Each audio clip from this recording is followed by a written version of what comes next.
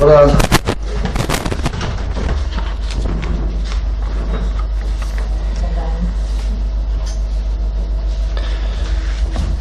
Vlada Republike Slovenije je danes na seji sprejela predlog zakona o pogojih imenovanja izrednega člana uprave v družbah sistemskega pomena za Republiko Slovenijo.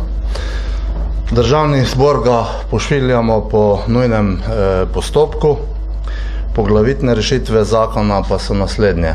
Prvič, predlog zakona določa gospodarske družbe sistemskega pomena za Republiko Slovenijo, ki s svojim delovanjem bistveno vplivajo na gospodarsko, socialno in finančno stabilnost Republike Slovenije.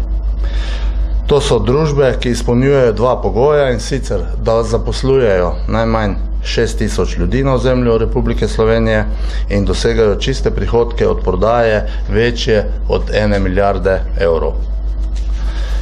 Drugič, predlog zakona določa, da če se večinski lastnik družbe v postopku zaradi insolventnosti če je večinski lastnik družbe v postopku insolventnosti, lahko Vlada Republike Slovenije predlaga sodišču, da imenuje začasnega izrednega člana uprave v družbo sistemskega pomena.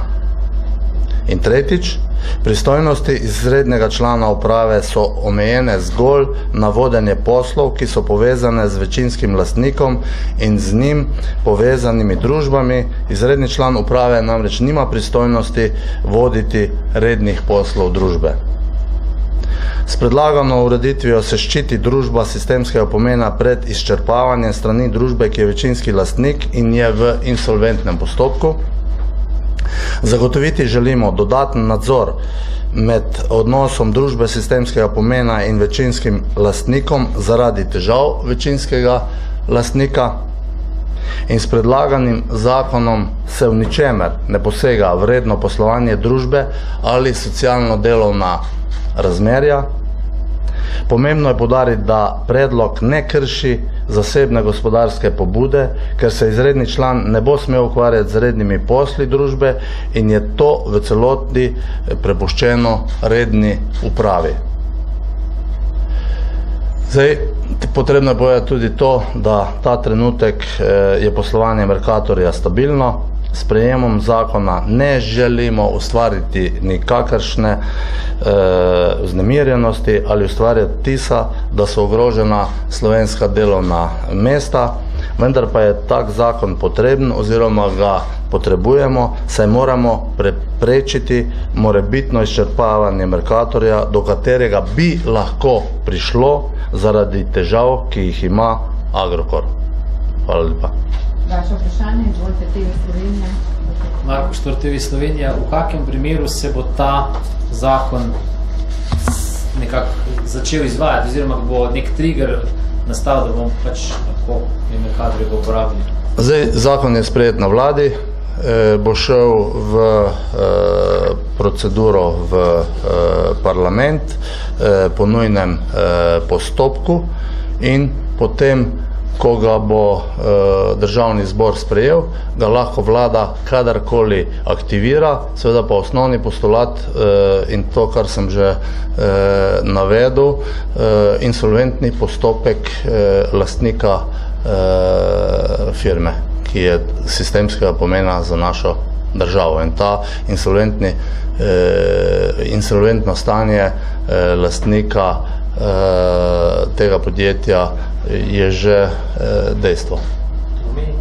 To pomeni, kadarkoli se bo vlada odločila po sprejemu zakona. To pomeni, da se lahko že danes aktivira? Ne, po sprejetju zakona se lahko prej danes sprejemu? Da.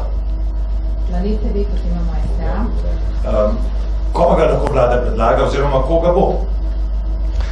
Glejte, zakon je šele sprejet na vladi, gremo v proceduro v državni zbor in v tem obdobju bomo predlagali za to strokovno usposobljenega človeka. Nobenih kvalifikacij ni predvidenih? Kvalifikacije so potrebne take, kot so potrebne za redno delo člana uprave v taki družbi. Imena pa še nimate ali ga ne želite izdati? O tem, ko bomo zakon sprejeli v državnem zboru. Naslednje vprašanje, izvolite. Janez Tomožič, Finance. Kje se da videti ta predlog zakona? Predlog zakona bo objavljen v vladnem gradivu. Mislim, Da. bo to v neki pol ure ali kot da si ga bomo lahko že pogledali na print ali... Jaz mislim, da je že. Aha, dobro, hvala. Mislim, imamo še eno vprašanje, se pravičujem, da se nas potem imamo. Hvala lepa. Hvala lepa. Še eno vprašanje na CIMOS. Današnja tema je Sistemsko podjetje, pomembno za Koliko Republiko firm pride Slovenijo. sploh upoštev? To pride ne 5 firm, 7. Mislim, da jih pride več, ampak ni pomembno. Gre za vsa podjetja, ki bi lahko imela težave z insolventnostjo svojih lastnikov. Hvala lepa. Hvala lepa, hvala.